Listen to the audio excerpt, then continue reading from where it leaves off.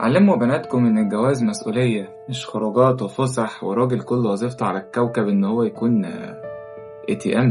الراجل في الطبيعي بيشقى ويتعب ويطلع عينه عشان يوفر لسيادتك الحياة الكريمة، واللي هي في الأساس عبارة عن مأكل مشرب ملبس مسكن. ما سمعناش إن العيشة الكريمة عشان تتم لازم يكون فيها آيفون مثلا ولا خاتم سوليتير ولا هانيمون في دهب ولا في شرم الشيخ.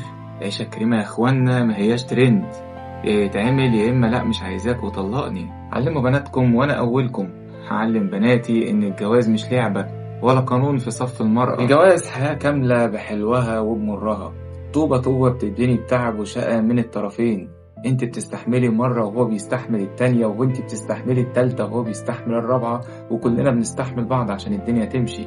ده مفهوم الجواز. تعرف بس الموضوع كله ان احنا لو رجعنا لديننا والله كل حاجة هتتحل وكلنا هنرتاح. لا والاغرب دلوقتي ان احنا بقينا بندعم بناتنا عمال على بطال. اي حاجة البنت بتعملها بتكون صح ولازم نعمل كده عشان نبان ظهرها وسندها، رغم ان السند والظهر اللي بجد هما اللي بيعرفوا يمشوا المركب من غير ما يظلموا حد ولا ييجوا على حد. لكن للأسف التربية دي النهاردة مبقتش موجودة خلاص، لأنه للأسف برضه راجل البيت مبقاش راجل وسايب المدام هي اللي تسوق. طب بذمتكم هنستنى ايه من رباية المدام؟